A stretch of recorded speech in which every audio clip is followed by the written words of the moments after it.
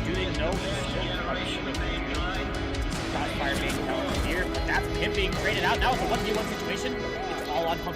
If he loses this, it is now another tied game towards the route. Oh my God! They're allowing Monster to free fire and take him out. That's the Monster. Unfreaking believable. Top of his head. You didn't see it, but he gets the kill!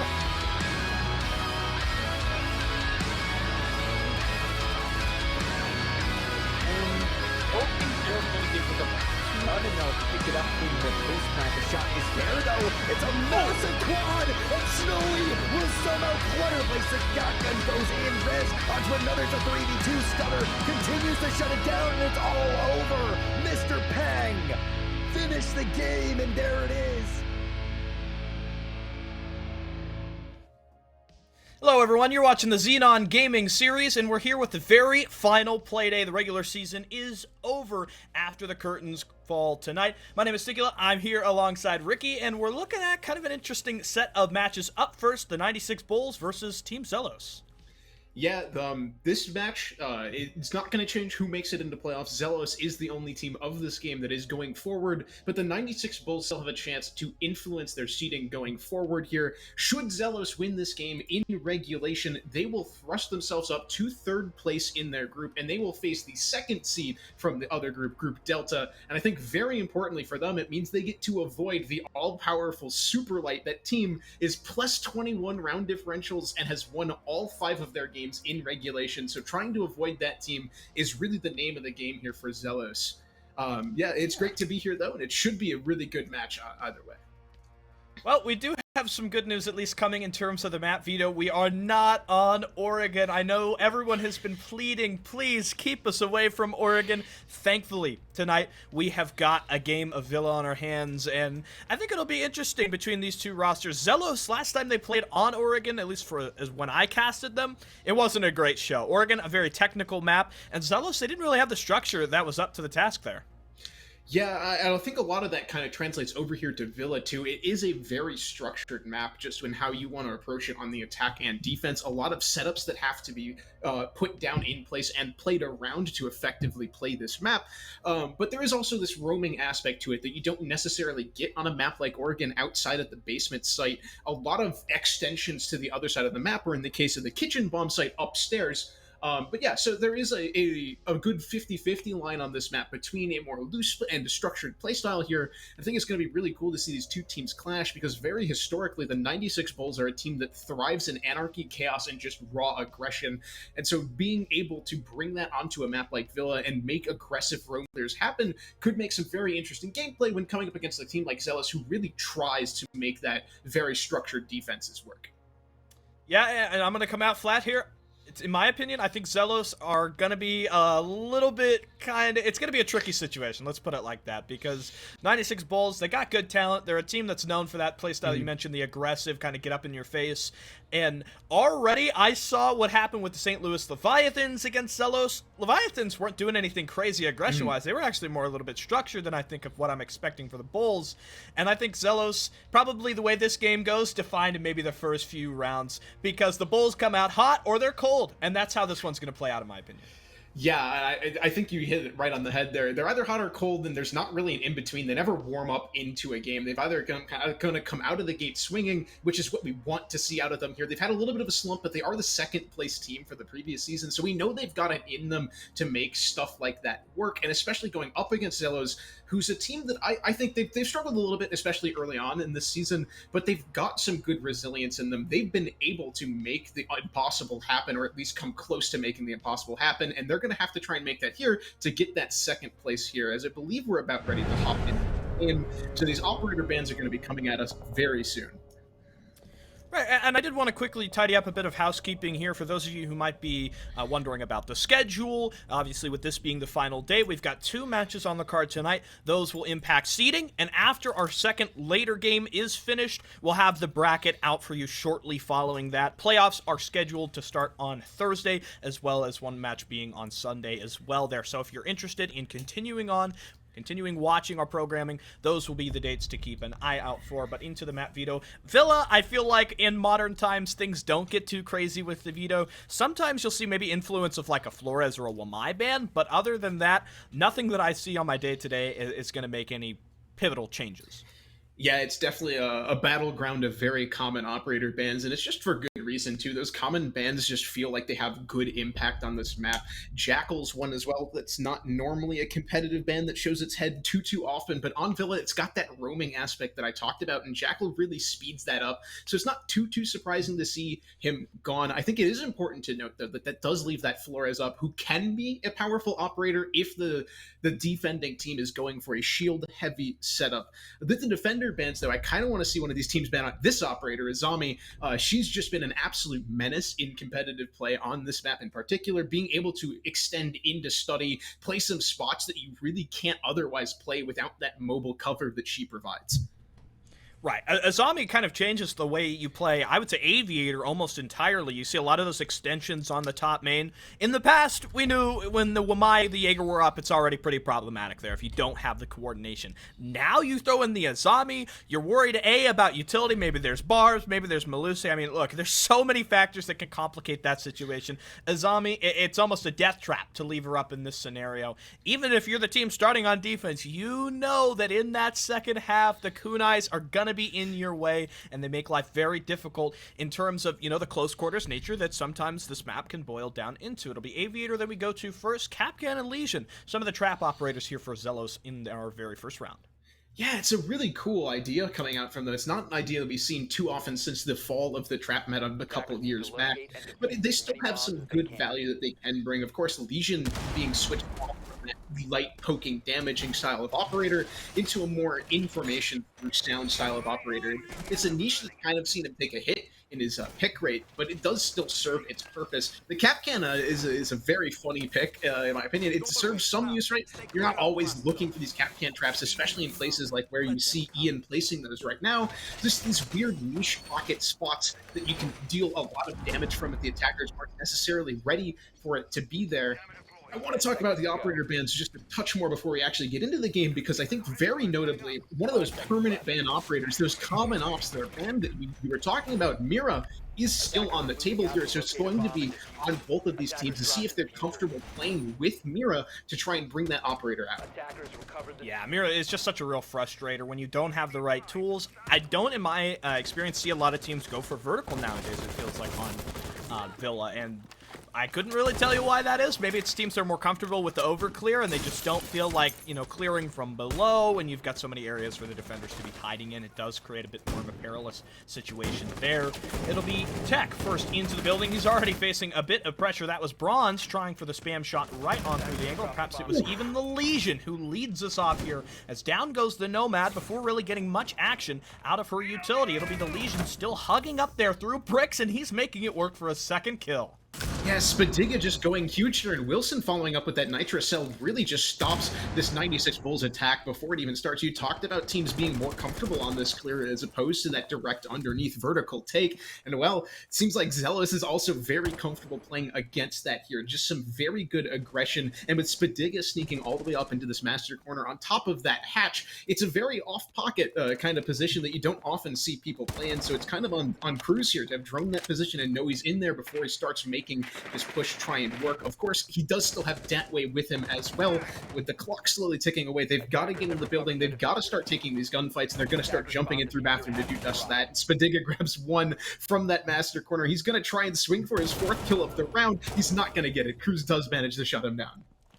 Spadiga even having the handgun out there, seeing what the pistol might do in that engagement. It'll fail him, but you see the impact of the trap ops. 96 Bulls not having a great time making their entry even to the far extension of this top floor defense. Cruz is being shot at from every angle. He's got audio cues, doesn't know what to pay attention to, and no possession of the case.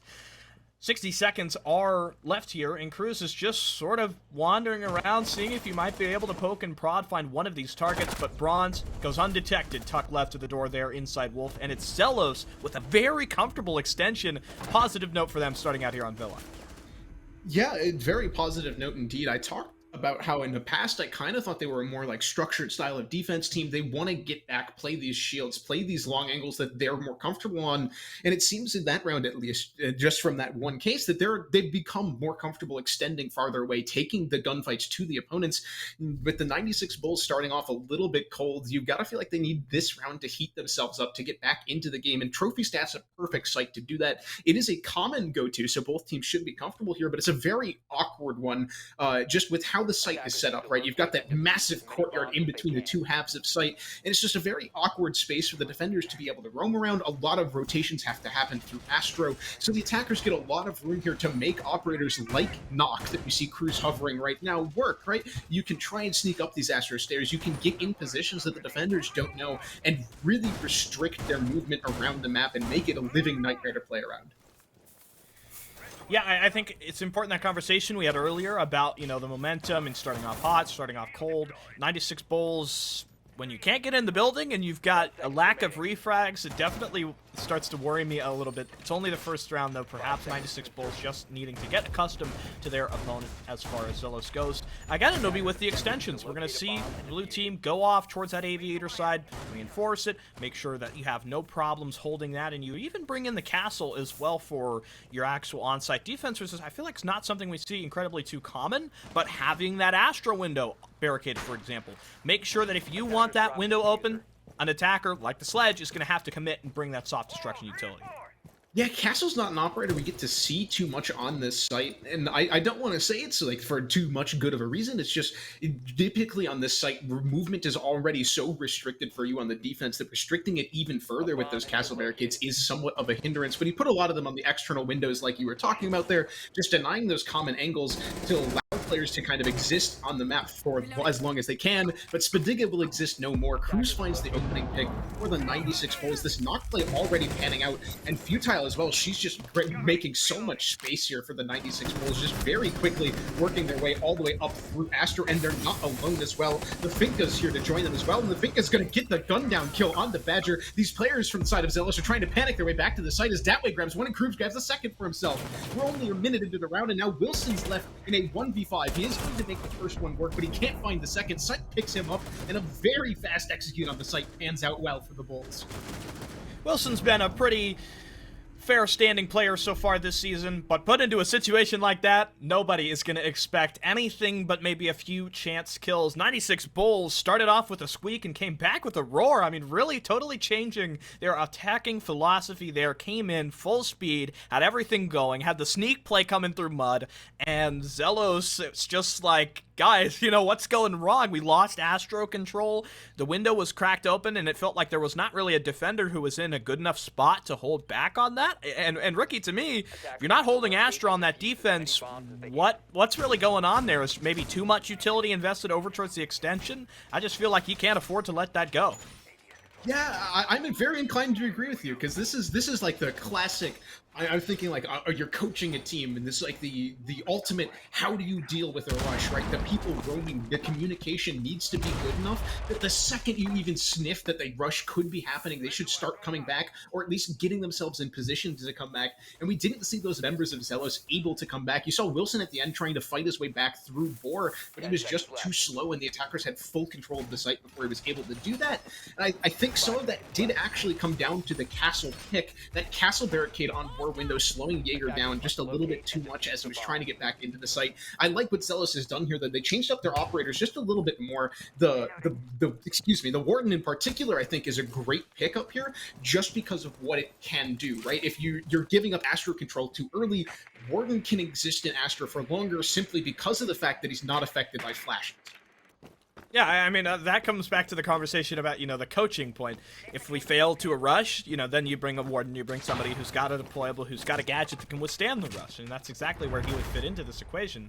96 Bulls, again, are going to try sort of a horizontal look with one element of surprise, that Nook coming in this time through the basement. Cruz had previously droned himself in, unaware perhaps to the threat that existed on that southwestern corner of the bottommost floor. It's Bronze on the Vigil. The leadoff kill, however, goes to the 96 Bulls for 2 in a row now.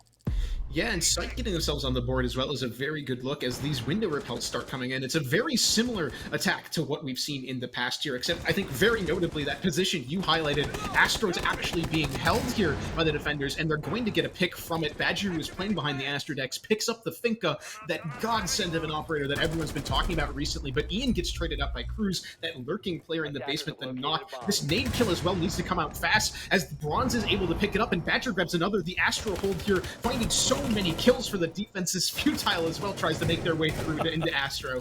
Sight grabs one though as Wilson falls down trying to overpeak that concrete space, and we get a brief respite here before we continue into the round. Seems like both the final two defender positions are known. That lurking stairs player of the Vigil, now the castle embattled in the back. Will activate the gadget for a quick moment. That's a Surya Gate up, but in the meanwhile, the Vigil has gone down. A Surya Gate blocking progress forward, but it's trading DBNOs across these two teams. Finally, the last defender confirmed to be among his lonesome, but Psych really having no feasible way at the moment to go for the res will call into the rotate, with the Iana now possibly back on the table.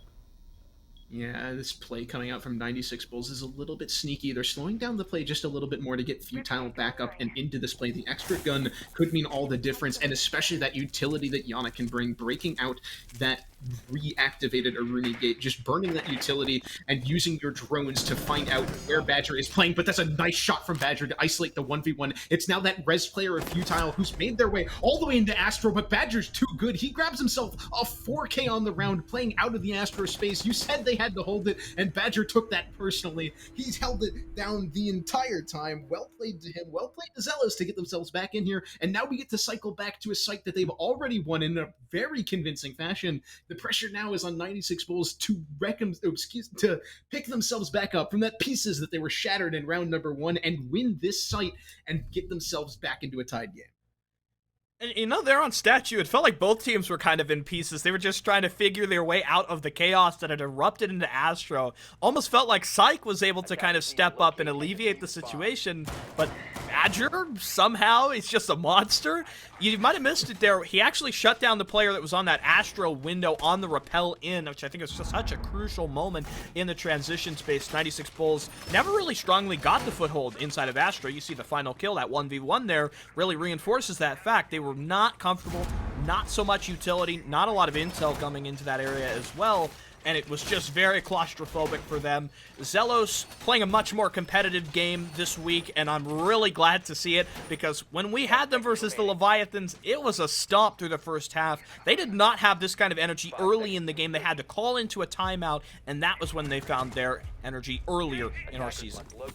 Yeah, I'm glad you brought up that energy idea too, because 96 Bulls is a team that's historically defined by how much energy they can bring. And well, they got themselves off to a pretty slow start, obviously, in that round number 1. They brought it up a little bit more, but they really have to keep themselves going. They're a team that's defined by 7-1 wins and 7-1 losses. They're generally that kind of flip-floppy style here, and if they've got the energy going for them here, maybe they can make this attack work. It's a very difficult attack to go for. It's a lot of fishing from underneath and dealing with people like Spadiga who are lurking in this space that's so awkward to clear. You've got to send drones out here. You've got to just have people watching it, because otherwise players like Spadiga are going to get, he gets dropped by Psych. What a nice shot for him. I believe that's his second or third opening kill of this round, or this game. He's just having himself a lights out so hard to secure this underspace for the 96 Bulls. Yeah, this actually makes 2 rounds in a row that Psych had killed Spid on the opener, and 3 total consecutively where the Legion had been the one to die on the early game, and not much else going on here for Zelos, as they've additionally lost Bronze, and they're feeling the pressure as the underside of that vault area completely compromised, but Ian steps up in the cut as he's got that way, and down goes Tech as well. Wilson coming up in a huge moment there, low on HP, but full on ammunition as all the bodies are dropping in his line of sight. Yeah, Wilson making a heroic play there. I was going to say something about how low these members of Zelos are, but now they've got the extra gun advantage, plus the utility from Maestro is already put down, so he can just be gunned up and let those dead teammates feed these remaining Zealous players information. And with the diffuser dropped inside AV door. That was Cruz who dropped it in there. It's going to be a little hard to pick it up, but Futile makes it work, and now they're wrapping around towards this 90 hallway, but there is a Maestro cam at the end of this hall, so this move is going to be called out, and look at the angles from Badger. They're just trying to stop all of these approaches here from 96 Bulls before they can really get started. And Wilson, that heroic man, has some support here from Ian as well, so these crossfires are being set up and held from Zelos. It's a very good look for them going into the last minute. Not enough hard breach to really get any additional openings. It'll be the two players to drop down below, and Psych will race back up the main stairs, perhaps hoping to confuse the final defenders here. I like this rotate call up red. Futile is sneaky enough about it. The Rook might not be prepared, but it's Ian who actually gets the shot and downs the player. Confirmed again by Futile, who's lighting up all the skulls, making their entry in through Zombie. It's the Maestro trying to stand tall, but he's not got it. Futile for 3. 96 Bulls will tie us up. Yeah, it's very good to see Futile heating up here as well. They had a very slow start to the game, getting all of their kills in that last round. Those 3 kills being their first 3 kills, and what a time to wake up and get your kills on the board. You had to win that round to keep yourself going here. You're a momentum-based team, and you're going back to AV now. And yeah, that attack really worked well for them. I liked the switch up. Obviously, that roam clear just wasn't successful in the slightest. They couldn't even get in the building without Spadiga just challenging them on like 3 different angles. So you switch it up. You go for those nade pit kills. And it hurts too because Zelos had the answer to grenades from underneath, right? They brought the Rook, the operator that doesn't get a whole lot of love, whose one job really is to allow you to take extra splash damage from those frag grenades, and they still landed like 3 or 4 of them and just depleted the health bars from Zelos. So it's going to be interesting now and to see how Zelos is going to respond to that style of attack, because you gotta feel like with that success 96 Bulls just found that they're going to repeat that style of success, and I think you gotta put more than just Spadiga downstairs trying to contest the space. Yeah, maybe give Spadiga a friend, maybe give him some intel as well there, because he's sort of just wandering around. It was very successful the first time, and then not so much in these latter 3. And, you know, that's what happens when you try to go for a 50-50 play, and there's no chance of refragging. It was a big, how would you say, it was, what I didn't like about 96 Bulls when they started off in the very first round. They couldn't trade. Their offense just had no refraggability. It's the same, but a little different here. 96 Bulls not really liking that overtake very much anymore, and I'm all for it. Bring in the vertical aspect. It'll be Psych who is looking to scream on forward. No sign of the Legion just yet, but they're making sure they check every nook and cranny for the possibility of that defender. Yeah, it's now on Bronze to be this kind of lurky position, and he gets called out on a very long angle there. I believe that was Psych taking those pot shots over towards Bronze. Just let him know that you see him and force him all the way back into this kitchen space. So some good opening pressure here being brought out from the 96 Bulls to push these players around and start getting your game plan to work. These frag grenades are going to really break the setup here from Zelos, or they're just going to allow them to thrive in it. This is where Zelos needs to start getting a little happy feet here as well. You can't stand in common spots like you see Badger doing there, because frag grenades are going to come out just like that. Futile gets a 4th for themselves, and they're first in the opening kill. Excuse me, that's 3. She picked up the downed kill early on, that's what it was. But still, getting yourself onto the board and forcing players out into these hallways, into these more awkward positions that you don't want to be playing around is what the purpose of these nades is. Right, and maybe now you're starting to feel like dropping that Rook, not the best decision in the world. Apologies, I don't know if you're still with us here. We're having a bit of a disconnection issue on our feeds. Hopefully we'll be back in just a moment, though. So, either way, I don't really know much of what we're looking at for this round, but 96 Bulls, I feel like, have been getting that opening kill, and as much as it was a point for Zelos, now they are the team that really can't convert onto it, and 96 Bulls maybe looking to take that as a bit of an aspect of their own. Yeah, it's a little hard because we can't see the game that's happening right now, but it sounds like the hear a diffuser plant. has been planted. So it's good for the 96 Bulls. Don't know what the plant numbers look like here, but 96 Bulls was able to work a plant, which is already a pretty marginal step above what they got in the previous round, right? It sounds like Wilson is still alive as well. I heard a nitro cell go out, so Mute's still alive. I've been told there's a 1v2 happening right now. It's very exciting. It's so tense that I think I'm going to let Stick take this one. It's a 1v1 now. We're getting audio calls from our observer to bring this final round to you. Looks like the Mute's going to try to attempt a defuse here. He's encountering some fight back, but no time remaining. The Mute will win the gunfight. Oh no, but he loses the round. Defenses, inability. 96 Bulls. I think we need to go for a pause here. Yeah, Sorry about that, folks. I think it was Restarting the stream.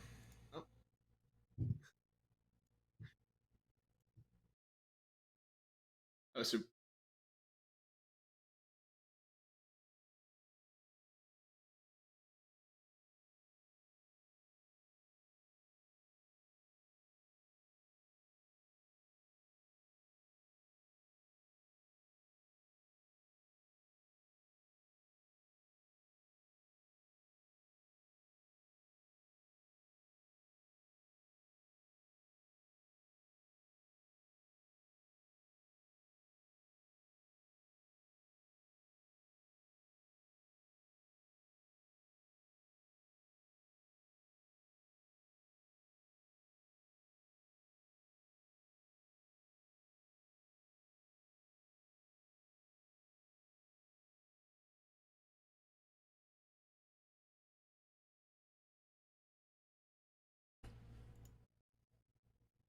All right.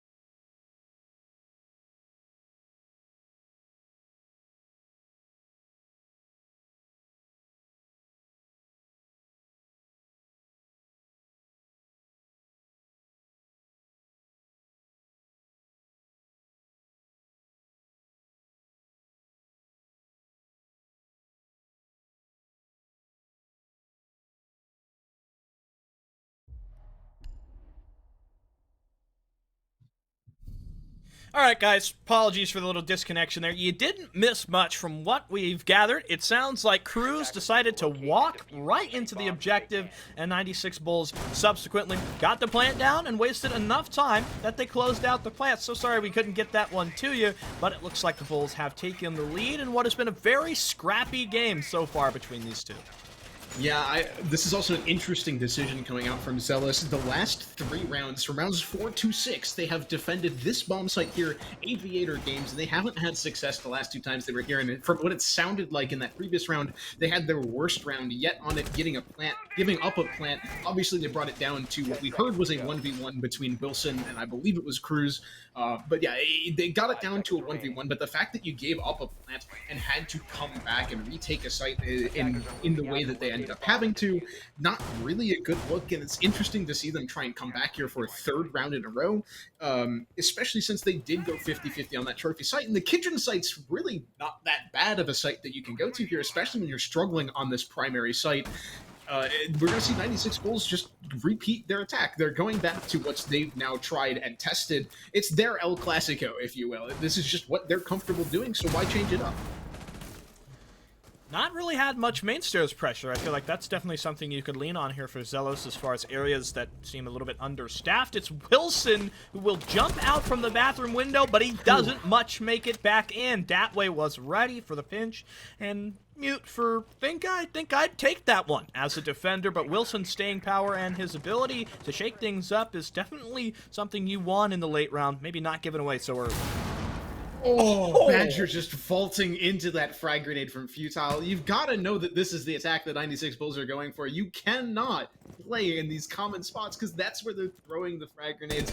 Great timing, and now they've spotted the Maestro on these holes as well. They do have a couple extra frag grenades in pockets, and the Maestro's getting tagged up because of those. Spadiga goes down as well. Datway just having the situation awareness to look behind him here. Another frag grenade thrown at Maestro. He's lost almost all of his health to those. Bronze grabs one. He's going for a second on the balcony, but Cruz is just too good right now. The 96 Bulls definitely had a slow start to the game, but now they are just crushing Zelos at their own game here. It's not even close in this round, and it's going to be on Ian to try and make a 1v3 into a 3-3 half. Looking to make it work with the LMG. There's the first one. However, Cruz steps in. I believe Futile was actually Flash in that situation. The Iana not having the vision, and it'll be the Hibana, her teammate, ultimately to close that one out. As you said, 96 Bulls, they were a little slow going, but they have taken a massive seizure of control into this game, and Zelos are looking a little bit winded here. Yeah, I kind of think winded's a good way to put it. Right? It looks like the life is just being beaten out of them. They started off so strong. They won 2 of those opening 3 rounds, but since then they've just been dropping opening kills. They've been playing into the exact same attacks from the 96 Bulls, and now that you're on the attack yourself, right, you can't really repeat things that don't work. The defenders get to just change the bomb site around, and they have the ability to move those people into position to deal with what you did last time. So that now there's even more pressure on Zelos to perform and to adapt on a harder side to do it here. And some of these operators that they're showing off as well is going to start that adaptations. I think the most notable one for me is specifically that gridlock. She's not an operator that shows up a whole lot, but I really like what she can bring, especially on maps that have a ton of hallways in them, like Villa. You're really able to shut down a lot of movement just by throwing out a gadget that is seldom used, and I really love to see Zealous bringing it out. Yeah, it does kind of reinforce which areas of control are yours and which are not. It hasn't really been much of a good game for the flank watch players so far. I think the only other time we had an operator specific to that role was the Nomad, who was the very first pick of the entire thing, the Nomad who tried to jump into the building and just got iced out by Spidiga, I believe, on the Legion there. 96 Bulls, I feel like you can say they've been the better team as far as adaptation has gone so far in our matchup here, especially with changing the directions of their take. So I'm hoping that now on the defense, they're going to have the knowledge to close this one out. They're going to understand which sites are going to work and when it's time to make the call to switch sites rather than switch strats. Yeah, I love the different look from the 96 Bulls here as well. They're kind of choosing to hit the brakes on their aggression just a little bit. They're kind of conceding this side of the map, this master side, to Zealous, but they're contesting it from these long angles like you see Futile holding there. So they're just kind of baiting Zealous in, going to try and take one engagement fight and really fall back and play around the site. Considering that this is the hit that is coming, right? It's this cross clear. You need to keep your numbers up on the defense. Play around that one shield that Cruz has brought and your utility and just deny the approach to the site as opposed to this entrance if that's not what you're comfortable with here. So the 96 Bulls bring out a different strategy, and so far it's panning out well for them, but this Nook plus Ian's frag grenade are looking to make that not a reality and more of a nightmare for them. Tag on a second there. Looked like Psych tried to step away, and he got nabbed before he was able to make much happen. Zelos looking well in control. The drone game has been absolutely on top of it here, and a flank completely read out there. Futile trying to step up, but Spidiga ready with the F90. In the meanwhile, Ian's killing spree has been brought to a halt, but 96 Bulls still feeling the pinch in a rather desperate 2 versus 4 man disadvantage. Yeah, the 96 Bulls, Cruz and Cruz and Malusi trying to make it work for them here. They've got the shield to at least try and play behind and get this initial pick. And with that player vaulting in on the window, not going to be able to be felled by Malusi. And these last couple of frag grenades, this explosive utility, going to be thrown down at that shield. A very nice punch hole coming out here from Cruz. They've got to make a pick work here to make it believable. So that's why you see the Malusi getting aggressive, takes the pick, steps back, and Cruz grabs one as well, evening out the man can. Plus that Smoke has 3 canisters left in his pocket here. The first one coming out, and this time is now going to start being a factor here from Zealous. 2 canisters down, but they're really restricting the amount of time and positioning that Zealous can play. Still got 1 grenade left in the question here for Bronze. That deployable shield has just been harassing the ability for Zelos to push down that long hallway. It'll be the Nook to rotate off, and Tech has realized it, holding that tall angle as Cruz still provides support from inside. Ooh. Oh, but he tries to activate the Surya Gate, and he gets capped for it, leaving Cruz in the 1-on-2, but he's got the shotgun, he's got it down, and the hesitancy from Badger hangs his teammate out to dry. Badger now forcing for the challenge in, but look at Cruz as he's absolutely skated away, and Badger might not have a clue. Returning in to attempt the plant, but Cruz has got this one on lock, he feels, but not yet the sightline. Badger will get off the plant, finally reattempting it, and things are lights out. 96 Bulls, 5 rounds as they stand menacingly here over Zelos. Man, Zealous has got to be kicking themselves over that one. They had a 4v2 and so much time and utility left to make that round a conversion for them there. It's the curse of this game, man. Teams getting that opening kill and not necessarily converting it into a round win. I think it's only got like a 50% conversion rate right now. So just seeing that come out, it's a little bit concerning, I think, in my eyes, especially with how much control they really did have. There's no reason that Malusi should be able to play around that shield for so long. They had 2 frag grenades in pocket. It's just that Nook effect, right? You you pick Nook and you want to go for those sneaky kills. You're not thinking about the utility you have in your pocket, but if you start thinking about it, if you transition from being that Nook player in the basement to with your team and throwing frag grenades, they really could have converted that round so much easier. Oh, brother. It's just not been this type of game for Zelos. They have had major issues in converting on those advantages. And they had really a lot of things going for that timing, though. To look up and try to activate the Syria gate. I mean, man, that's just one of those moments where you gotta keep your gun up. If they had that angle, you know, it wouldn't have allowed the minimization there, and the Bulls just put into a bit of a squeeze that they rise out of. So it's good points to Badger, but definitely a bit of a shaky situation. If you look back to Zelos, I think, man, it just comes down to that shield. Maybe you could say if they got hunting open as well, that would have helped them, but that's such a default shield. It's a little bit inexcusable to me, Ricky, to not be able to clear that.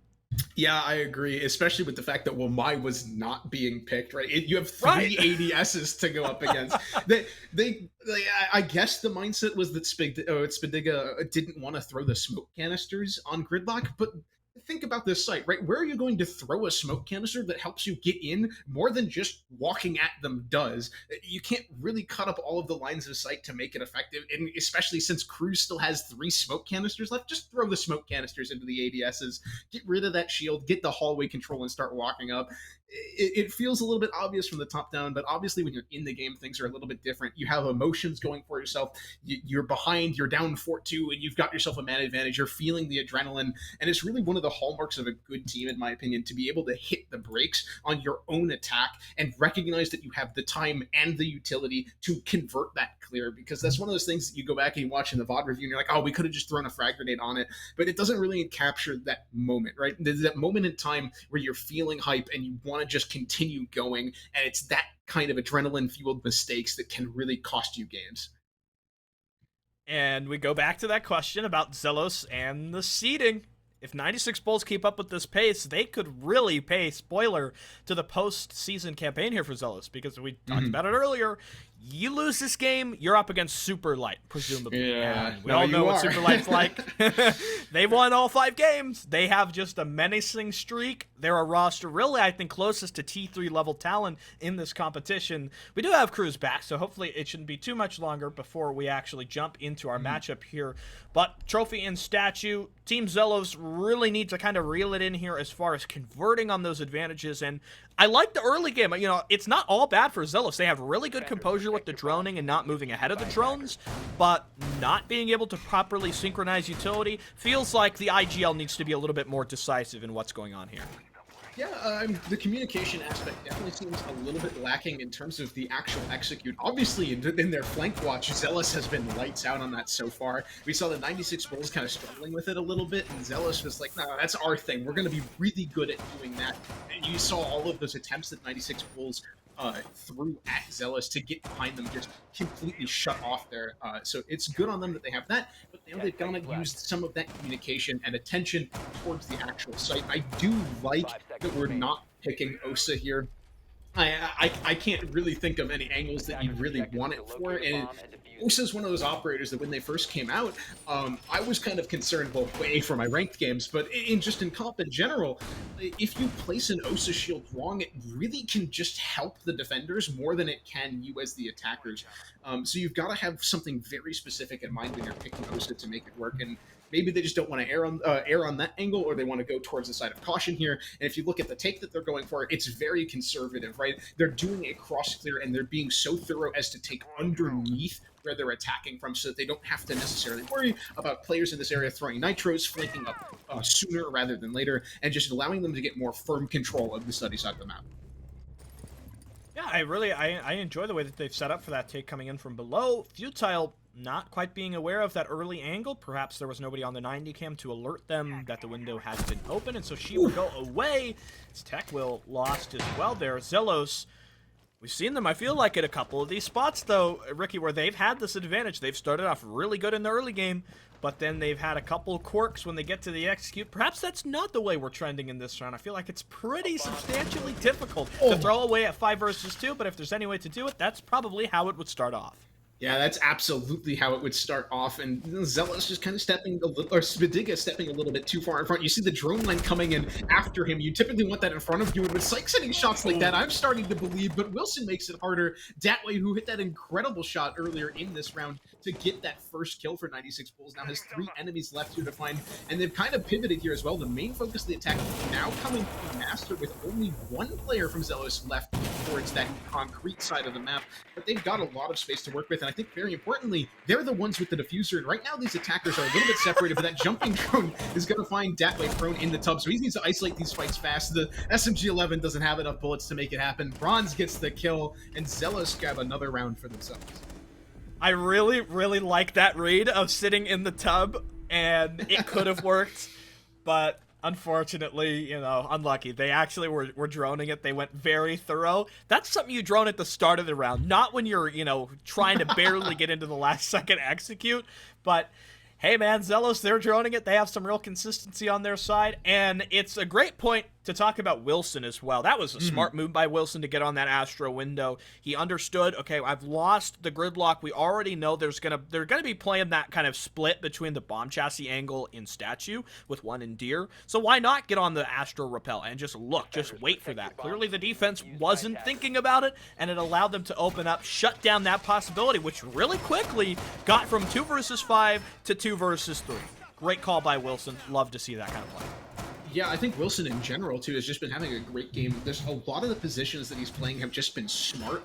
If you think about even the rounds between Zelos and the Bulls that have been really close, a lot of that was due to Wilson's very smart playstyle and thinking about the game.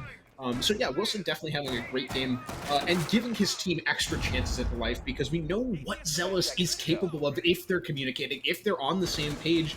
And sometimes you just need players like Wilson to give you extra chances at being able to communicate on that same page. So getting as much life as you can out of a situation like that is definitely a good look for Zelos going forward. We are seeing a site repeat come out from the Bulls, and obviously they've changed up at least one of those operators. That Capcan looks a little bit different here. I kind of like the call out, but with how Zelos has been droning, it's most likely just going to get called out here.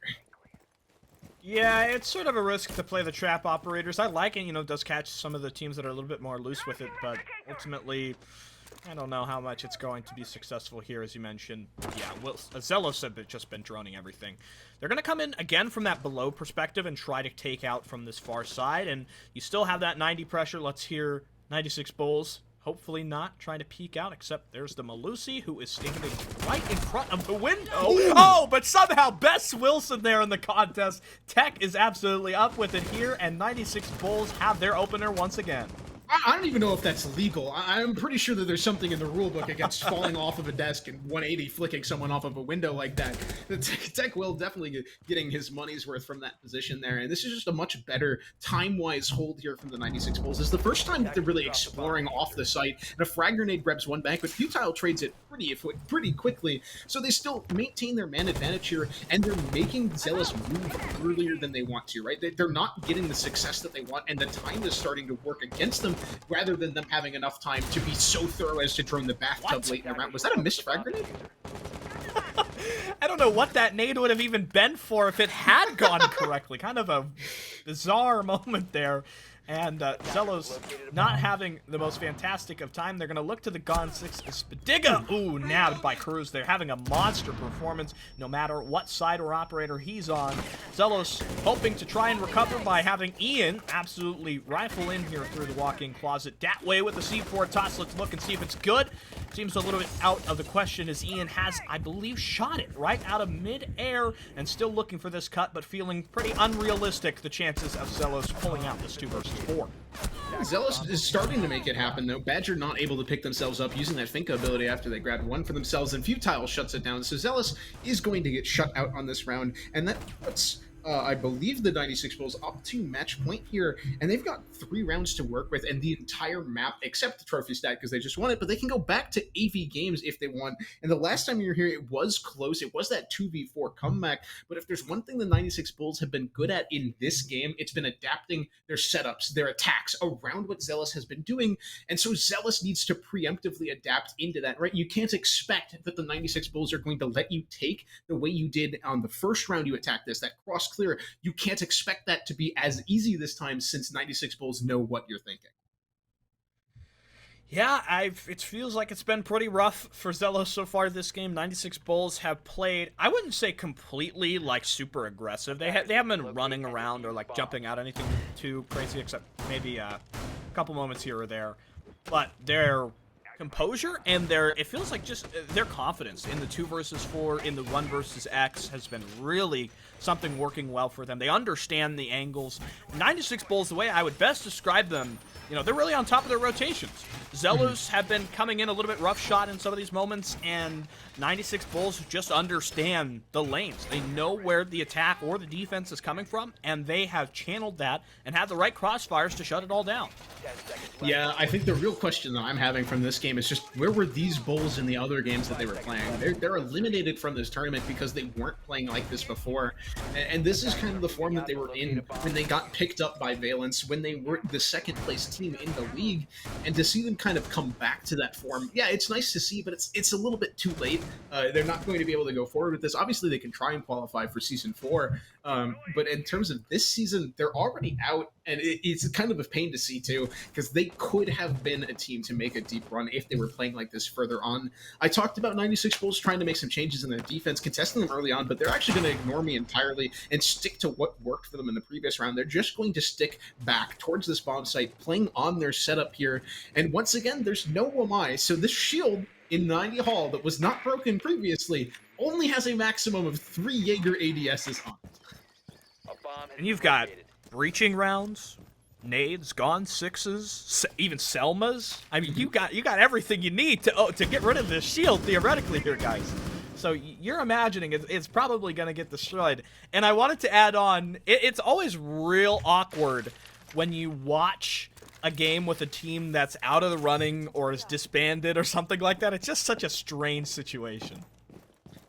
Yeah, it's definitely strange to watch. It's very true of like the APAC teams. If you think of international tournaments, where once they've been eliminated, they're just free to play how they want, and it works out a little better. This drone came from Zelos. We've talked about it being so good. They're going to use it to break the shield without clearing all 2 of those ADSs, so not being punished for their lack of flashbangs or coordination on that front. And it also means that some of these players from 96 Bulls are going to get curious and start exploring downstairs to contest Badger, as Ian's the first one to hit the floor, and Cruz picks him up before Spadiga is able to get one back.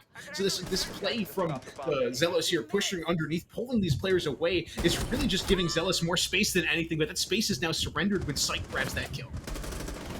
Nice little round for Psyche. He's starting to have a good one here, and Spadiga just fighting for that control, but Datway not allowing the angle. 96 Bulls have got 60 seconds left to convert this defensive advantage.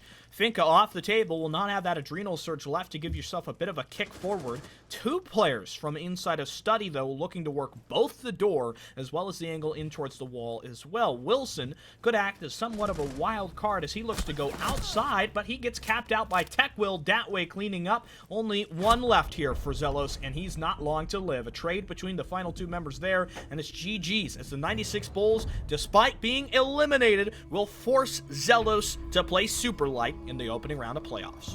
Yeah, it's a lot more than just Super Light, too. I'm taking a look at the bracket now. If they manage to beat Super Light, they have to play the winner of Leviathans and what is most likely Mr. Pang or Outlast Academy, so they don't have an easy game, even if they beat Super Light. So they're definitely in not a great place on the bracket overall, and it's a little bit of a disappointment, I think, going into playoffs to see them struggle against a team that has been eliminated.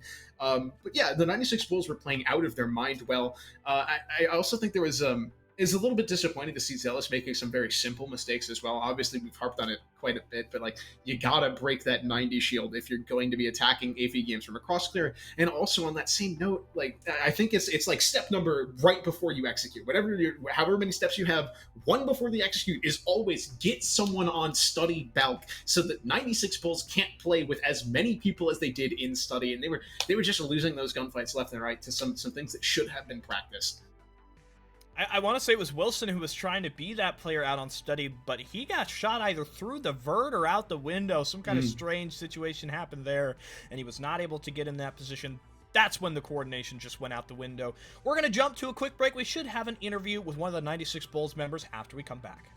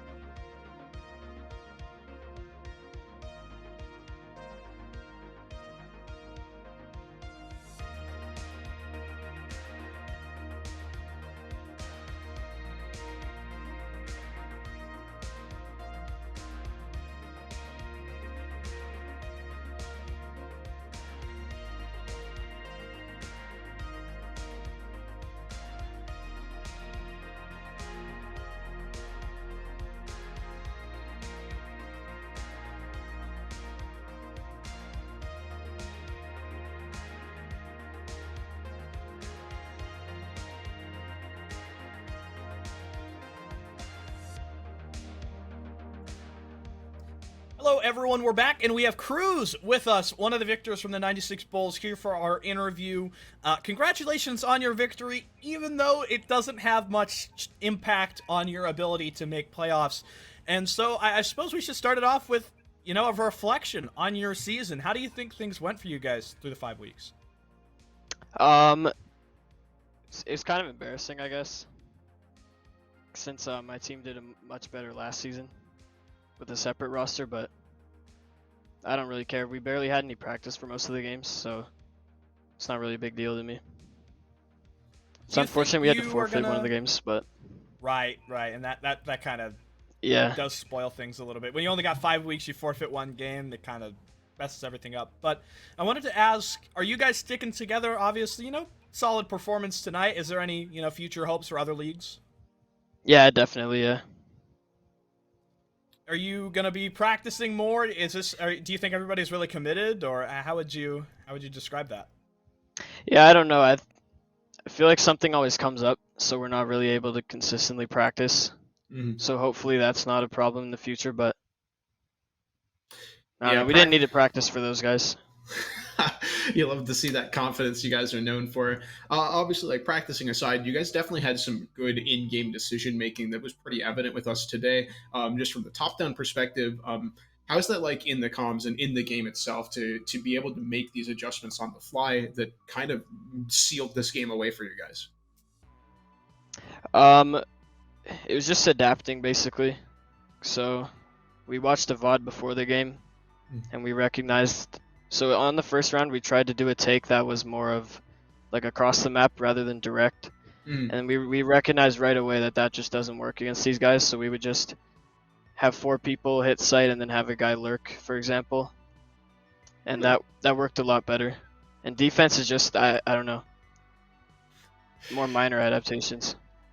Yeah, but those adaptations definitely paid off overall. Obviously, this is the end for you guys in Xenon Gaming Series Season 3. You got anything you want to say to the people that have been supporting you? You're welcome to drop anything that you guys are going to be working on going forward or any projects that you've got lined up. I don't know if we have supporters. So I don't know what to say to them. But yeah. You guys got anything coming up that you want to shout out, or?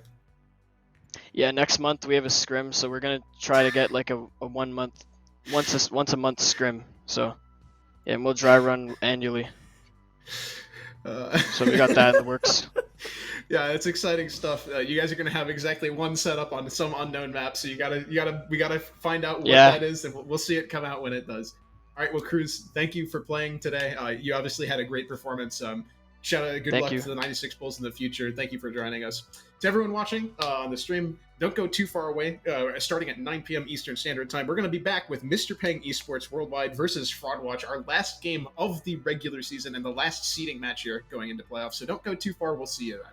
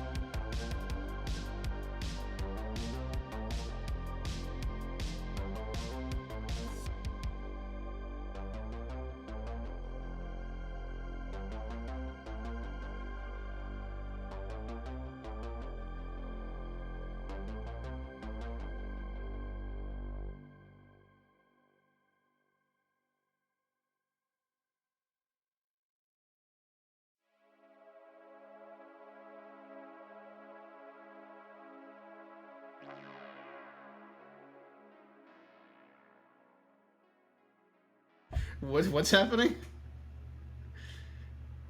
Yo, Ruffles?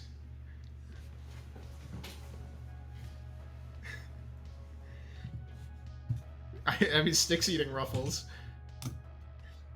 Oh, here, hold on. You might want to turn me down. I'm gonna like ASMR those. Oh, here we have Stickula. He's on the phone. He's off the phone now. Those R6 headsets, the eSport headset, very beautiful. He's eating those Ruffles. Beautiful form there. Those Ruffles, of course, not the most difficult opponent to go up against here. With such good form. Oh, it's Stick. I think loses a couple of points with the judges there. Just losing a couple of points there. That laugh really doesn't mash the pulp there, the potato very efficiently. So he's losing some flavor there. He's going in for another bite here, I believe. No, what's this? He's going for a different tactic here. He's looking up strategy guys online. I know Riot Games specifically is kind of against.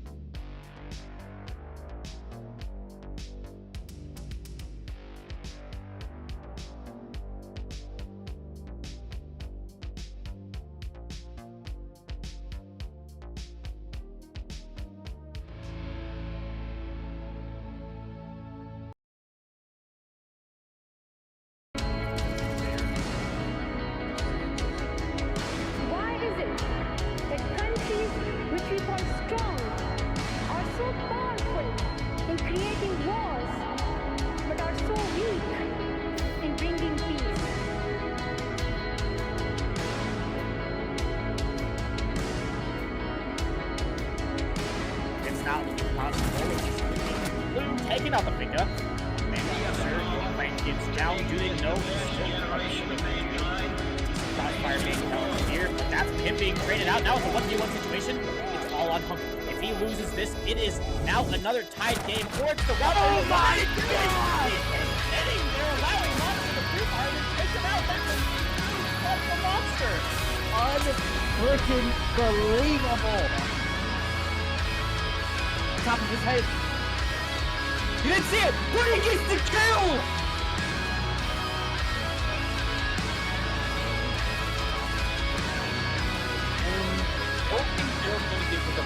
Not enough to pick it up in the face plant. The shot is there though. It's a massive quad, and Snowy will somehow clutter place the shotgun goes in res onto another 3v2 stunner. Continues to shut it down, and it's all over. Mr. Pang finished the game, and there it is.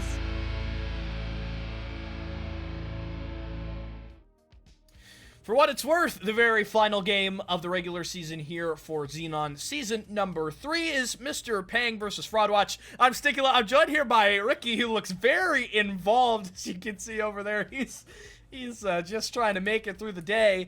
And this game, as soon as it starts, will guarantee the fact that we do not have Fraudwatch in playoffs. It's basically a forfeit, and you're out of the question type of thing. Maybe we don't have Ricky in the picture. Hey! There he is, Ricky. I thought you were sleeping back there, buddy.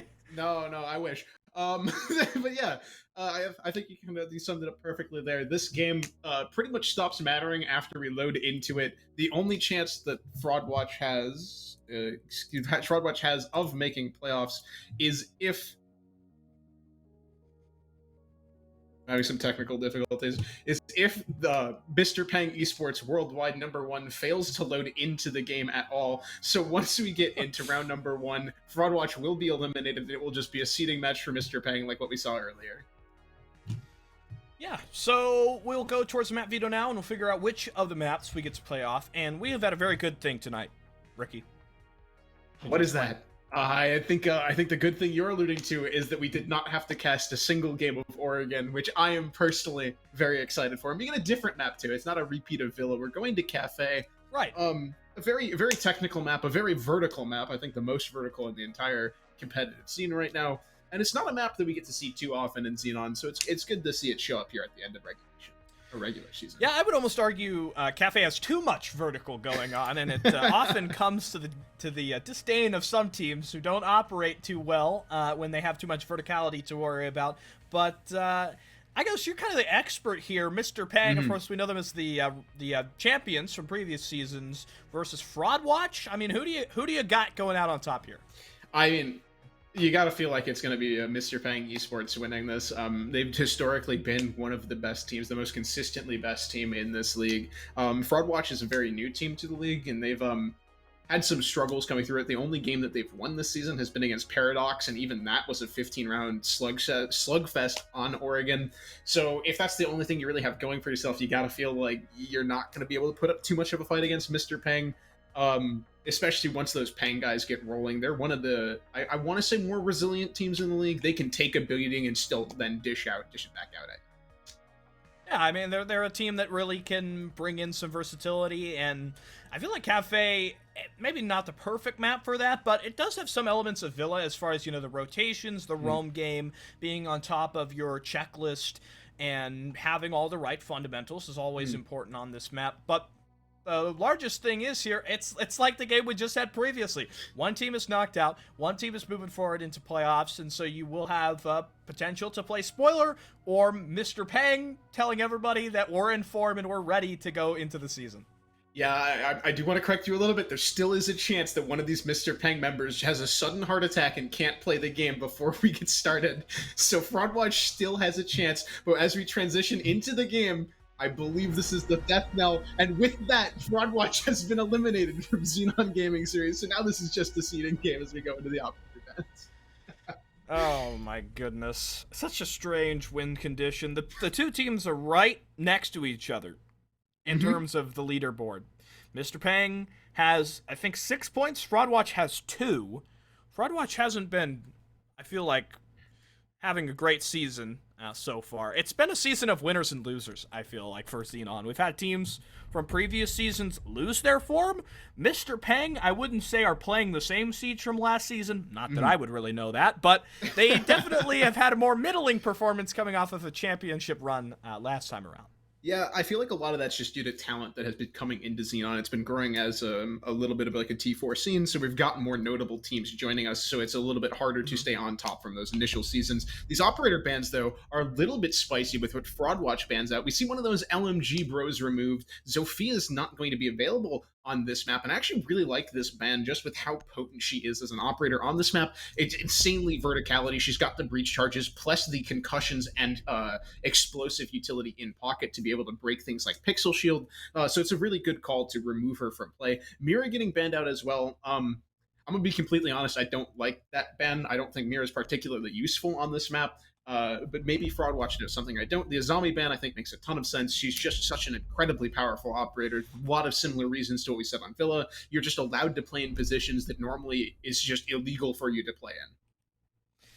Yeah, and it really can change up the entire way that you play the structure of a round. From what I remember off of Mr. Peng last time they were around, it looks like they've kind of changed their roster a little bit. It's not exactly the same team that we had in week number 3 as Butcher and I believe Toaster are the only 2 remaining players from that roster's iteration. Feel free to correct me, Ricky, if you know better, but that's the 2 that I really remember, and I think it was Butcher more so than Toaster who really had a strong performance when I saw that. Yeah, the 4 of these members are actually from that same roster. They just have a habit of changing their names incredibly frequently. So Soapy is Soapy from the previous game, or what is the Bad Girl Soapy, and Mr. Thai player is Thai.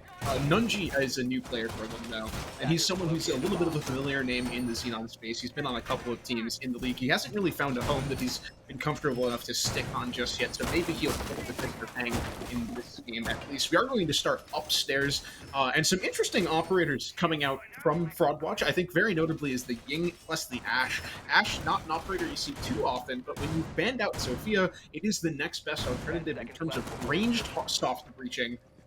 So yeah, it makes a little bit of sense that they banned out Zone. They're wanting to lean more into the Ashe. Not a huge change overall. You're really just losing the concussions on that. Yeah, I think it's kind of a troll ban to ban Sophia, if I'm going to be honest. Like, you know, you remove the LMGs. I would take out Finka if I'm looking at this, because I think, like, Finka, LMG, it's not got same, you know, the same amount of bullets, a little bit less. The damage is still pretty solid. I think it's got faster fire rate, maybe, like, just by a little bit. But you got grenades, Gon 6, and the boost, the adrenal surge, which really just makes life not fun. And I see a lot more frustration, I think, from Finka than Sophia, but what do you know? Maybe Fraudwatch have got a different experience.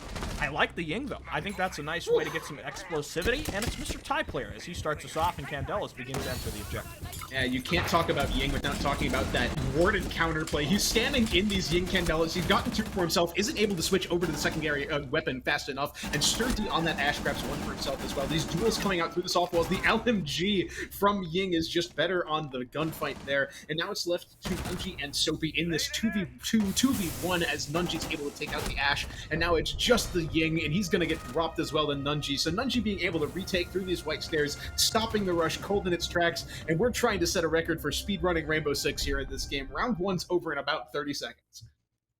Yeah, Skylight Rush.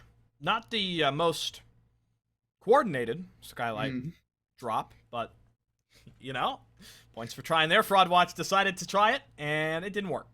Better next time, but Bar is now locked away, and we'll go down to play the kitchen site. This is going to be a doozy, and I can just tell that already. Yeah, I think your analysis there was really good. Fraudwatch did try and drop the Skylight, and they did get punished for doing so, and there's not too much more we can really read into that round, right? It's just so cut and dry. I get that this game's kind of cheesy, right? It doesn't really matter for too much in the long run.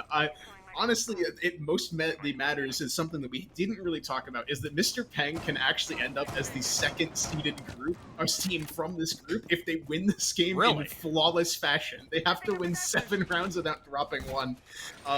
And so far they're on track with that. And if Fraudwatch wants to keep kind of playing clowny because they know that they're out of the game, there's actually a world where Mr. Peng is considered the second best team in this group. So that's something just to keep in your mind until Fraudwatch is able to win a round. What is happening? Oh no. It's ring around the rosy? I'm not sure what exactly is happening. But yeah, I just did take a look. That's kind of a strange coincidence with how the system works. Because usually, like, the leagues that you play on would be a week system that's, like, 7 or 14 or, like, some interval of that. But with groups, it's a little different. Toaster will look for the C4 toss. Don't hate this idea. Broadwatch haven't really developed much yet into this control, but the Maverick will try to work some efforts as well. As far as what Mr. Peng have going on, it looks like they have control of the vert, and I imagine that'll probably be the largest thing that defines this round. Because the angles that you can get to shut down the plants, as well as any push-through prep, are decided by that vert. Yeah, that nade coming out, tagging up Toaster, and more importantly, not removing one of those bandit batteries. But yeah, the vertical control on this map is insanely potent.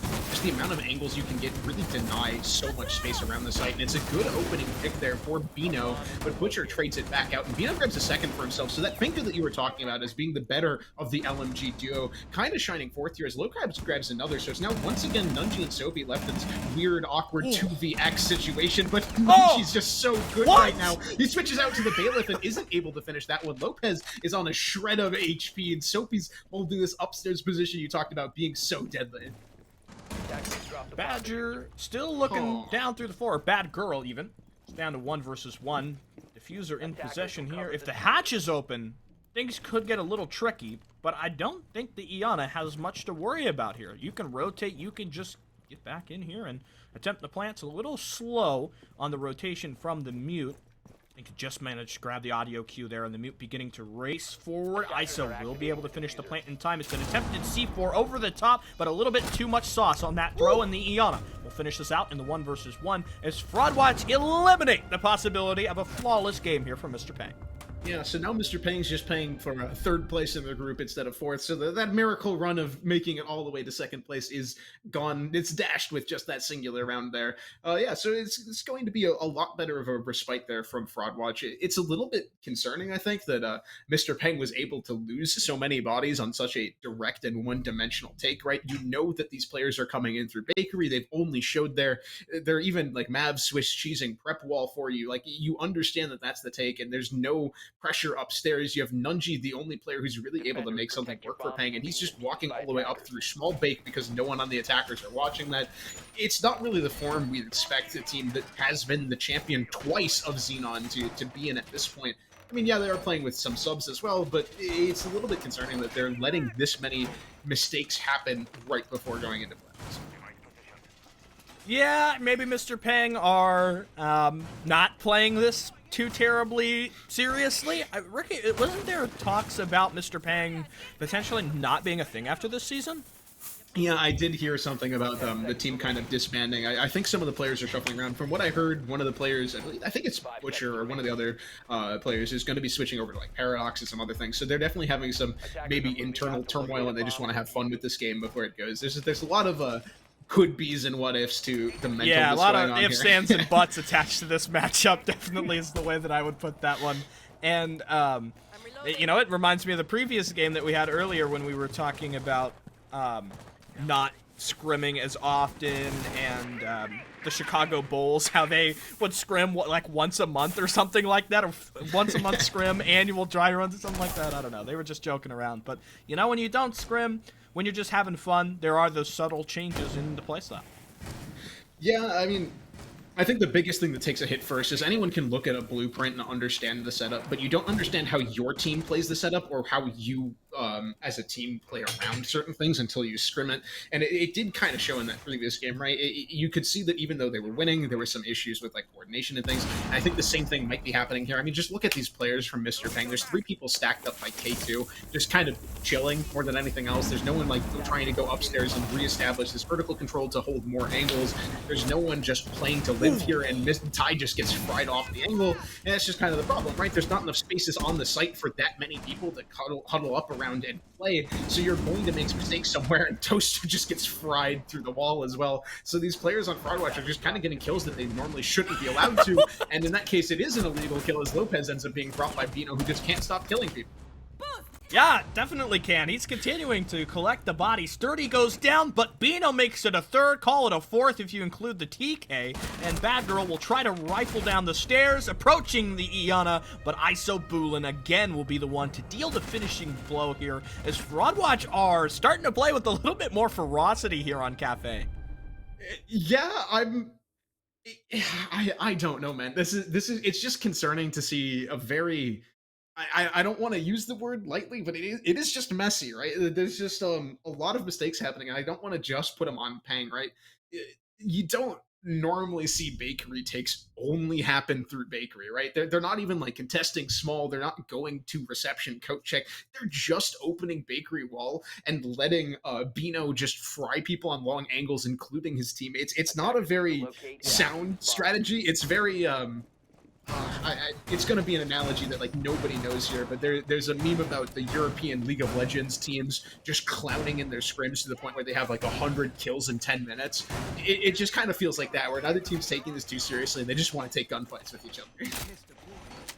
Right, and I think that was mostly the defense's problem. They were kind of over-peaking. They lost their player in no man's land or by the cooking area too early, and it put the rest of the team just in a terrible position.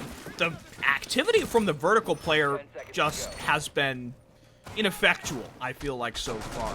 And the way that you play Kitchen, I mean, you have to force the attackers to attempt to plant. There's not been substantial enough intel, and I think the Mira ban does impact that a little bit. There's ways to substitute that when you don't have the Mira, though, and, you know, you just have to be prepared for that.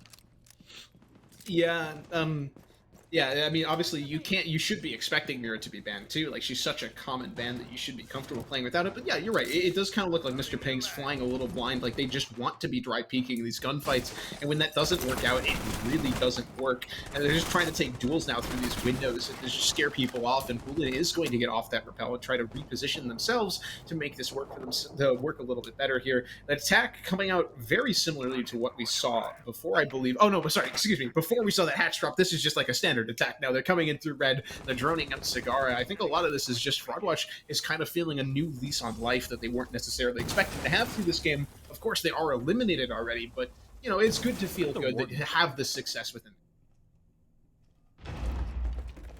Nah, no luck from the C4. The Warden will toss it away. Fraudwatch just waiting.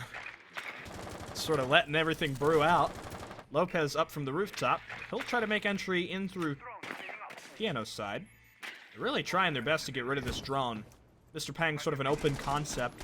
Wall is had its sight lines created, perforated, even Sturdy, looking to make that control happen through Cigar Shop. Toaster does need to be wary. Can't stand tall for too long in this position, and it's actually Bino. Don't get it confused. Sturdy says hello. He's just gonna run right in. Bad Girl Soapy, look at the what? The Ash doesn't even see the smoke. She was too busy looking in the bathroom. And down goes Lopez. It's a whole calamity here in round 4. Jose gone too. Isobulin is sitting on the roof, and he's wondering what the hell just happened.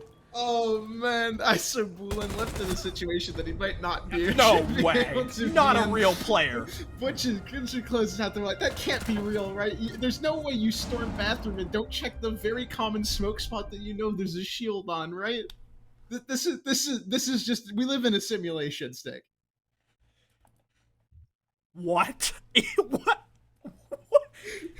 Okay, I just don't know with that. I don't think we're gonna be able to show you that. That's just... Oh my goodness. I mean, you thought the first round was as bad as it could get, but clearly we had it wrong. I don't think that was necessarily even the rest of Fraudwatch's fault. That was just the Ash was like... As soon as the player mid-bar died, they realized there's nobody in Cocktail anymore. And then the Ash was just like, just had like some kind of a guttural reaction that was like, Cocktail is gone. Now I have to go. Now I have to freak out and make this crazy I mean, that was something. Yeah, you know, I'm looking at the operators here, and I'm starting to have hope for this game. Just a little bit more.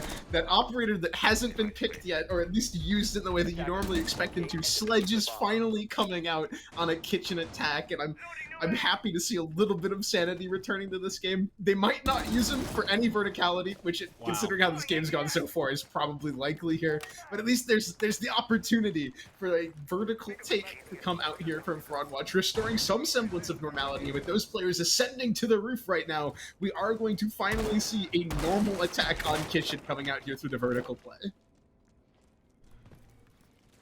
I'm just preparing myself for what's to come here. Fraudwatch are looking to do a full clear. My, this is very responsible of them to clear out the entire map. And just look at Jose, WGA. He's just holding down the angle. Mute's going to be in a lick of trouble as soon as the rest of this attack begins to creep down. Oh, the Finka, though, caught unaware, and that's the kill that probably shouldn't have happened. And, oh my god, Jose nearly bungled it up there, but does rectify it against Soapy to get the 1-for-1 after the loss of Bino. And the hatch is open. So, Isabulin, imagine Isabulin just dropped the hatch. I know it's unlikely, but you just sort of had the feeling that Fraudwatch do whatever they feel is just the funniest thing to do in the moment. The worst part is it would totally work. There was no one in any position close to the hatch until Ty rotated back just a couple of seconds prior. So had he gone for it, it would have genuinely worked. Fraudwatch, though, is setting themselves up for a pretty standard freezer take here. And with no deployable shield in VIP, that's a very complicated step that you normally have to deal with that's just completely gone. So now they've just got to open up this wall here with Lopez, I believe, out towards that bottom right garage area. It shouldn't be too hard as this wall is going to be opened up. You see the Ash as well out in VIP dining, so this player coat check's pressure is going to be minimized here, and they still have a full minute on the clock here, so they're able to do things like tag up Nunji, like find where these last players are, and shut them down vertically, as Jose does against Mr. Ty. So now this attack is starting to come into fruition here. Ash starting to walk their way up towards this reception area. Jose grabs a second on the vertical for himself, so that pressure really working out as this gun duel in reception goes the way of Sturdy as well. So now it's all just left on Butcher. He's been such a key fragger for the side of Mr. Pang throughout the entire season, and now he's got 4 enemies to find to make them successful on Kitchen. For the first time this game, he's choosing to take some long duels with the 1.5, not recommended by at least 9 out of 10 dentists worldwide. And that's Fraudwatch once again in the lead here, and they haven't lost the Kitchen attack. Yeah, it seems unless you're the Ash, unless you're Sturdy there with the 1.5, that's the one doctor that does recommend that you use it. Kind of funny how that works. But, anyway, so Fraudwatch are given a surprising run for Mr. Pang's money, and I feel like this kind of comes back to, sort of a notion we had in the previous game, where despite the fact that if you look at the standings, you have one team clearly ahead of the other, that doesn't always matter. And it's not always what's on paper that determines which team is better. It's, especially in best of ones, sometimes important to just watch and learn.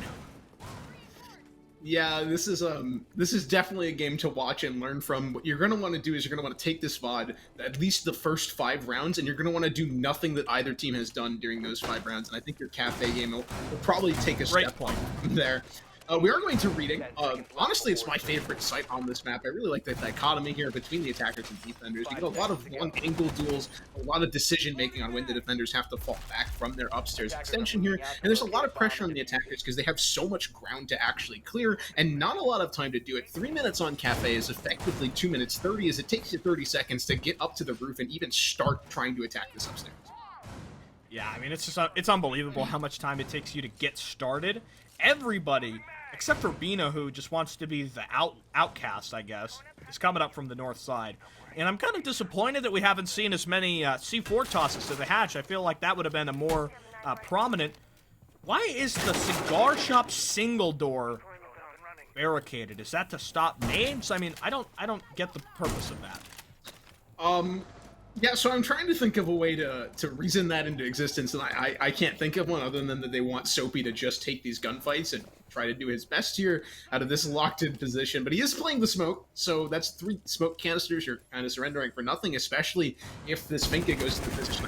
Well, they're not going to, but if they've gone down one more flight of windows there, they could completely deny Soapy's exit from the site. What a shot from Nunji there to just really fly Jose off that window, and he's going to get a second. Nunji just being the demon of windows here in Piano, opening up the round rather wide for Mr. Pang. Yeah, I mean, just get off the rappel, give it up. It'll be Sturdy who will, excuse me, try to put a stop to it. Oh, and there's the shot needed from the Ash. Another one coming out through Pixel.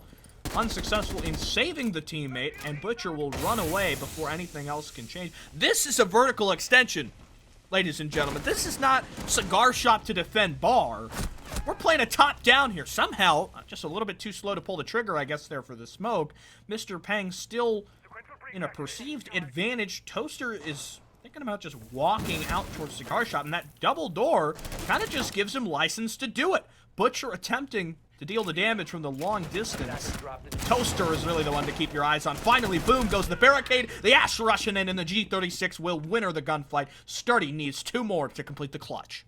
Yeah, Butcher hiding out in this under skylight area of the bar. He is going to drop back to site. The Project Madness, Mr. Peng now is trying to win this game just a little bit more than they had in the previous rounds, because Butcher would still be upstairs by now. With 40 seconds left on the clock, too, and there's not a lot of movable drones that Fraudwatch can use to really isolate these players, but they've got a couple pre-placed in position to give Sturdy the ability to go for these floor bangs, but he doesn't quite land the shots there, and then a Nitro Cell coming through, blocked by the stage, so Sturdy is going to be able to survive that barrage, but they know where the diffuser is. This is a very nice angle onto red stairs, and it should be the end of the round as Ty cleans him up vaulting. That was a great one there. Not an angle you're going to be expecting. Nobody would think to, I mean, just you're out of time, you're running low on it, so just vault it, I guess is the thought there. Mr. Peng win a defense. I mean, kind of an interesting little strat there.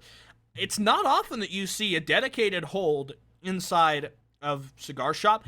I don't want to say that's the entire substance of it, though. It's not just the strat. It was also the fact that the Jaeger was just dominating people for no reason inside a piano, and that nobody could stop him until the Ash got there. By then, it's way too late, and there was just no capitalization on that. Anyway, that'll give us an even half, and Mr. Peng on the side swap now will begin on the offense. If there's any way to gauge if they're trying, you're going to see it from their structure here on the attacking side. Yeah, and this is an interesting site to come to, too. All the 3 of Fraudwatch's round wins were on this site, so if they win this, all 4 of them will be. But it's good to see some different comparisons here, too, because obviously Mr. Peng was having struggles on this site, even just beyond the, oh yeah, they're just trolling. There were some fundamental issues with just them playing the site stylistically, and now they're on the attacking side of it, so they should have to have a more concise idea of how they want to push this, right? If there's any discoordination, especially on a map as vertical as this, you let defenders exist in pockets that your people trying to go for plants don't really expect them to be in, and it can really spell disaster before you even start trying to go for your execute if there's not a good set of communication, that holes aren't open that you think there are, or that you missed someone on some form of drone or intel here. So as we get started into this round and this roam clear starts coming out, because Mr. Peng is going for this vertical style take, it is important to keep that in mind, right? That if Mr. Peng's a little bit off their game, some of these defenders can exist in places that they normally wouldn't be allowed to. Is that the long form of Discord? Discoordination? Or is it a different word? I don't know. Discoordination has 2 O's, right? Coordination. Oh, stick. Do we know for sure? I do not know. Maybe Zayshow, the producer, will look it up. Anyway, looked like Isobulin and Toaster had traded, so Zayshow's looking it up. We'll get back to you on that subject in the meanwhile. Mr. Peng, control of the 2nd and 3rd floors. They've gotten in, and they're affecting a good entry. An early Nitro Cell that is actually going to claim Ty. We did find out that it is with 2 O's. I don't remember what that means for your statement. But, something about Discord or something there with coordination. Yeah, anyway. Jackal is going to have to open the vertical now because the sledge is gone. And I don't think that really helped us answer the question, but I'm not sure much it matters anymore.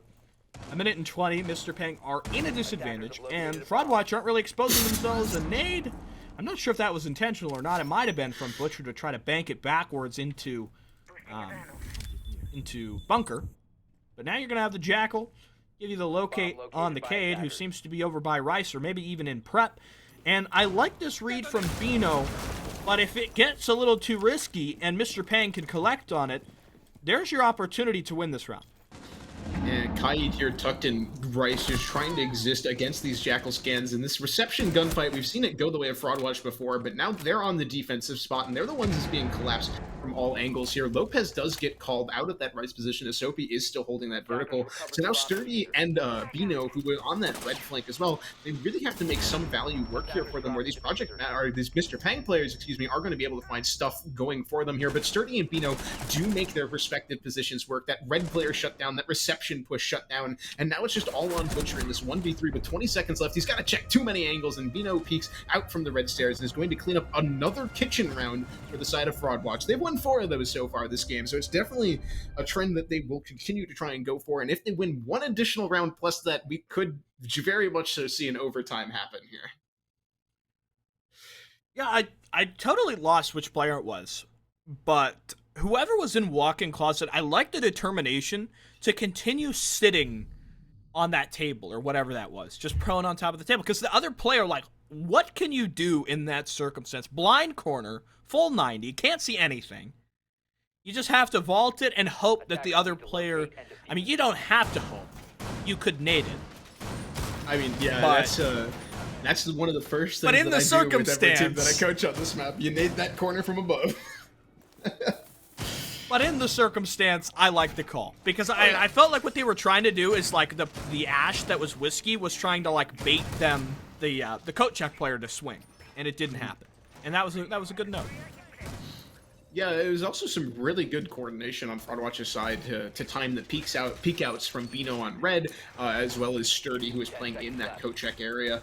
Just being able to coordinate how you're peeking so that you can more than likely trade each other out is just a nice little touch, and it's not something we've really seen from Fraudwatch in the past. It's one of the things that they've really struggled with, is just getting on the same page. So seeing them bring that out here, sure, they're eliminated, but it's good to see that they still have it in them, because they were playing really well in the qualifiers, doing things like high coordinated plays, and then just kind of fell off for the actual season here. So maybe it's just a little bit of what they can be if they get another couple of months together here. As we go into our second attack here for Mr. Pang, and they had some struggles on the first, but now they have to clear upstairs. It's typically the primary side, but we saw Fraudwatch go on that kitchen spot. So yeah, it should be a little bit more straightforward here for what Mr. Pang need to do. There's not a full building that needs to be cleared now. It's just one floor. We finally see that nitrous. Oh, what? I thought the sledge had bit the dust for sure. That was a weird one. Oh, well. Kind of looked like you should have. I guess Mr. Ty just got a little lucky there and will survive, even though he probably shouldn't have. I thank you for that, Bino, because that's what I was asking for earlier when it was Mr. Pang on the defense. They realize what we've got going on here, a little bit of a hole defensively inside Cigar Shop. A lot of utility, a lot of it which no longer matters after that grenade comes through and gets rid of it.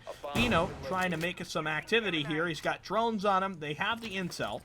Mr. Ty does not really have the gadget that you would need. In fact, I'm not sure anyone has it, aside from perhaps a Butcher, which would be that Gone 6 to get some ranged soft breaching in against that double door, because how else are you going to get Bino? And Bino is just prone here. Yep. Yeah, is he going to try to, like, is this like Possum? Like he's going to try to play dead? Bikini would be proud of this maneuver, but this is exactly why they banned out that Sophia. That Aruni Gate Castle combo is entirely countered by just picking an operator like Sophia. So yeah, it's really letting Bino play in the spot longer, and since he's tucked in behind, please check this. Uh-oh. Oh no, you've got to check. He pops up and he does the shot. Oh no! Nothing's landing, man. Oh, Bino is down. What just happened?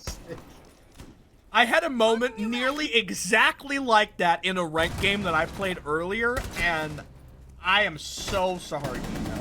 You just got slammed. And so did near everyone else for Fraudwatch, it seems like. Down goes Jose. It's left to Sturdy. He was decent in the last round. Can he do it again? Just trying to hover, floating around. Whoa, big play incoming from Sturdy. Knocking down all the targets, and things start to become a little bit realistic here. Even now, stepping into Cocktail. Who knows what the Nomad was looking at, but other than the death screen now, as it's left to Toaster, Fraudwatch, Sturdy just made an absolute miracle nearly happen here. And even though you have the intel, look at the time. 15 seconds. The Ace does have possession of the diffuser. And he'll look to seize in here unclear. which of these two might have the advantage, but my money's on the defense. A clear ping. Toaster gets off the plant, but no time left. And way, Sturdy absolutely masterclasses the top floor. Come on, like, there are people hiding behind the desk who are allowed, you let Sturdy isolate so many 1v1s. Like, I get it, Mr. Peng, you like taking these gunfights, but please just start playing coordinated. You shouldn't be letting this many mistakes happen. And then that was a round that I think we can both agree, Stick, they should have won 95% of the time there. There's only one universe that they lose that round, and it's the one we got to saw. Well played to Sturdy, though. He was able to isolate so many 1v1s, and being mechanically skilled enough to win those out is not an easy task here. And it's going to be even harder on this round to try and make things like that work, because this is the most team coordination intensive site on the map. Maybe second only to mining dining, but it's reading dining. It's a site that doesn't get a whole lot of love from the T3 community, right? You have to extend upstairs. Sometimes you're blocking Soapy into Cigar, but yeah, there's a lot of upstairs play that you have to go for here, but it's not the actual site, so it's this very awkward, almost will they, won't they, of upstairs clears and mid-flood pressure, but a lot of teams kind of struggle with playing around here, so it's going to be Fraudwatch's turn now to make this successful, and should they win this round, they're going to be sitting on match point, having completed a perfect cycle on defense. 5 seconds left before insertion. I don't think it's entirely unlikely either. I agree with all the points you made on reading as a 4-point, but I just don't like the site because I feel like it allows too much randomness to occur from the attack. What happened to the Jackal? Who downed the Jackal? Did the Jackal down themselves? No, he's still got both Claymores in pocket. I don't... Did Bino... I don't know. Mystery. Yeah, that's a mystery we'll have to solve by looking at the VOD later there. Mr. Peng starting out their attack. Upstairs clear here. The Nitro Cell might be coming out. It doesn't look like they're going to go for it after that previous round kind of gypped them of that pride. Oh, he is going to go for it. The Sledge manages to live once again, so no Sledge is dead on those hatches. It's definitely a good day to be a Sledge main here in the game. This upstairs clear has definitely been slowed down a lot, but just by Soapy dying. Normally you expect to be in this position about 30 seconds in, but instead we're a minute in, so a free 30 seconds, half a minute extra gone for just a single aggressive peak there for Fraudwatch at the start of the round.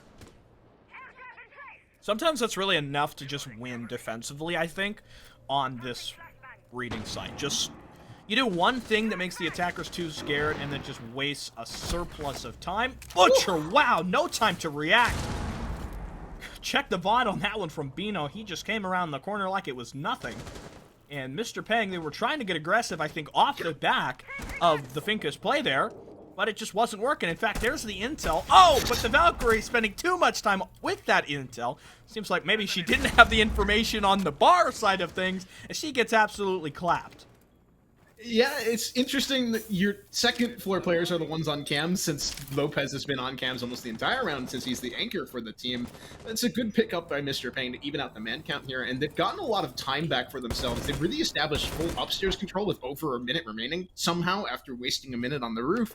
So it's a good comeback just in terms of time for them, and it definitely gives them a much better look here as they start to execute here. And these sledge holes definitely force Lopez around on the site, so that they're going to be able to force players out and start looking for that reading default plant probably in the next 15 to 20 seconds here. Well, you had 3 C4s at the start of things, but well, maybe you don't need them to deny the vertical here as things get done from Sturdy and Lopez respectively. It'll be Nunji now on the drop down, joined by Toaster, who are looking to make it in through that single door of reading. And Sturdy is kind of running amok out through the hallway. There's Drone to give away the position. Toaster will attempt the plant. The Cade steps forward. He wasn't ready for it. Nunji now ready for the rotate, leaving the Ace all alone, but looks the wrong way just as the Malusi steps over the threshold. Not that it matters much on the reattempt. It's Nunji who has the kill, but can't do it. Pressure from both the SMG-11 and the 416C. Fraudwatch taking serious bomb.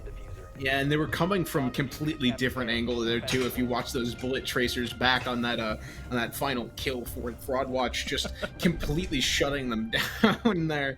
And yeah, a little bit of fun coming out in the comments, in the chat. But it's incredibly concerning now for Mr. Peng. You're staring down match point. You haven't won a single attacking round, and I think even more importantly, they just haven't really been close either. Like, Sure, the only close round was that upstairs defense, this sturdy 1v4 clutch, but the other two felt pretty firmly in control of Fraud Watch, at least by the end of it there. So it's a little bit concerning, especially since we're going back to Kitchen. This is a site that Fraud Watch showed incredible coordination and understanding of how the site worked on.